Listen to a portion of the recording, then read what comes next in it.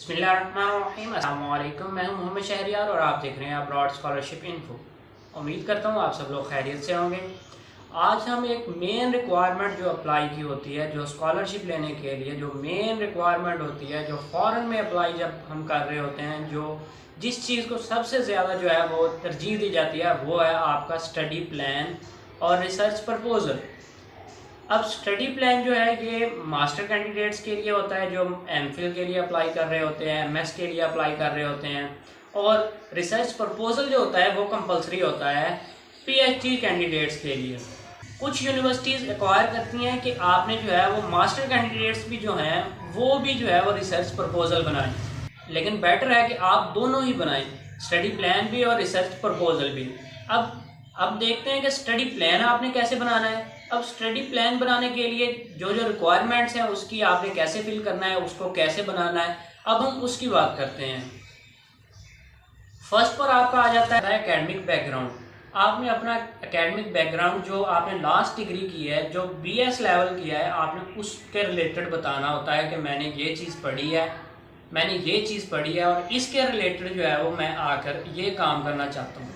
ये जो डिग्री बताने के बाद उसमें आपने जैसे सेमिनार्स वगैरह अटेंड किए हैं, कुछ वेबिनार्स अटेंड किए हैं, या इंटरनेशनल कॉन्फ्रेंसेस अटेंड किए हैं, या कोई इंटर्नशिप की है इसके रिलेटेड, तो आप उसके बारे में भी उसमें बताएंगे कंप्लीट।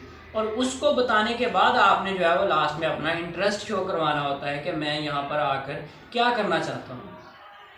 सेकंड पॉइंट इसमें जो आ जाता है वो है आपका माई पर्सनैलिटी। अब माई पर्सनैलिटी में क्या है कि आप ये अपने बारे में आपने इसमें बताना है।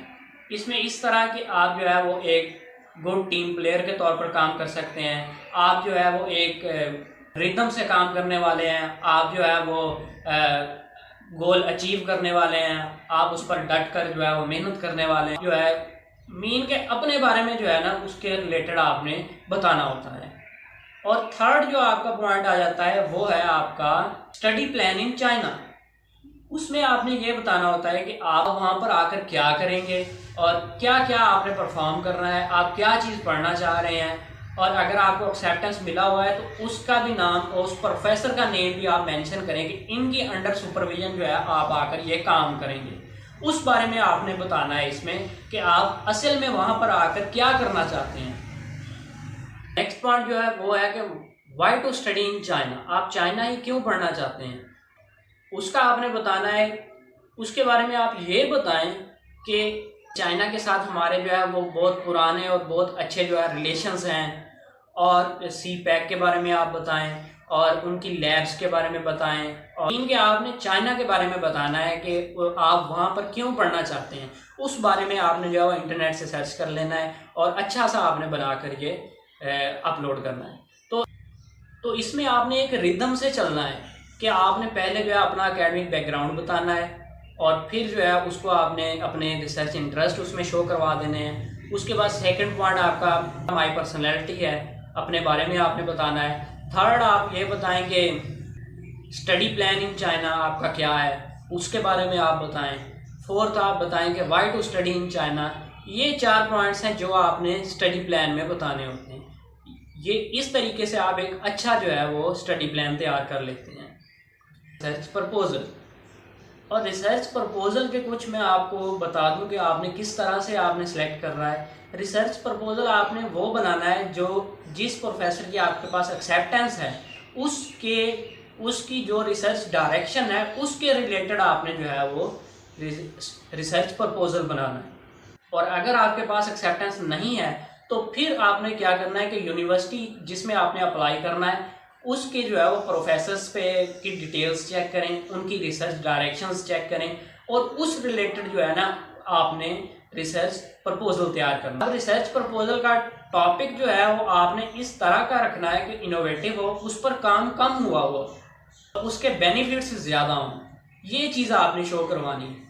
फर्स्ट पर आपका आ जाता है टाइटल आपने इस तरह से सिलेक्ट करना है। आप गूगल पर जाएं, उसके रिलेटेड चेक करें कि कितना काम हुआ है। गूगल स्कॉलर पर जाएं, वहाँ से आप चेक करें। चेक करने के बाद अपना जो है वो टॉपिक सेलेक्ट करें। टॉपिक सेलेक्ट करने के बाद फर्स्ट जो आपकी हेडिंग होगी वो होगी इंट्रोडक्शन। आपने उसके रिलेटेड जो है वो इंट्रोडक्शन देना है। उसका आपने स्टार्ट में उसके बेनिफिट्स बताने हैं, फिर उसका ड्रॉबैक भी बताना है, और आप उसमें क्या चीज़ करना चाहते हैं वो चीज़ आपने बतानी है लास्ट में। और सेकंड आपकी हेडिंग होगी वो होगी आपकी रिव्यू ऑफ लिटरेचर की। आपने जो है वो पहले लिटरेचर को रिव्यू करना है। गूगल स्कॉलर पर जाएं, मुख्तलिफ साइट्स हैं, वहाँ से आप पेपर डाउनलोड करें, वहाँ से आप मटेरियल कलेक्ट करें और जो है वो आपने वहाँ पर लगाना है। और थर्ड आपके जो आगे वो हो गए ऑब्जेक्टिव्स। आपके इस काम के जो है वो ऑब्जेक्टिव्स होंगे, तो आपने 4 सेलेक्ट करने हैं और वो लिखने हैं। और उसके बाद नीचे आएगा आपके मटेरियल एंड मेथड्स। आपने कौन कौन से मेथड्स यूज़ किए हैं उसको जो है वो सॉल्व करने के लिए। तो उसके बाद आपके आउटकम्स आएंगे। इसमें आपने ये बता देना है कि उसके जो है वो रिजल्ट्स क्या आ सकते हैं, इस बारे में आपने उसमें बताना है। नेक्स्ट पॉइंट जो है वो है आपके रेफरेंसेस। आपने रेफरेंसेस लगाने हैं, और रेफरेंसेस आपने वहाँ से लगाने हैं जो आपने पेपर्स पहले पढ़े हैं, जहाँ से आपने डाटा कलेक्ट किया है, उनके जो है वो आपने रेफरेंसेस लगा देने हैं। और आपने जो है वो हर पैराग्राफ के लास्ट में अपने साइटेशंस पुट करनी है। और जो रिव्यू ऑफ लिटरेचर है उसमें आपकी साइटेशंस ज़्यादा आएंगी, क्योंकि वो सारे का सारा रिव्यू है, और उसमें जो है वो आप जो है वो मिड में भी दे सकते हैं। कहीं पर भी आप मिड में जो है वो साइटेशन दे सकते हैं, और मिड में अगर देना चाहें तो वहाँ पर भी दे दें अगर साइटेशंस ज़्यादा हैं। नहीं तो आप जो है वो पैराग्राफ के लास्ट में लाजमी जो है वो साइटेशन लगाएं।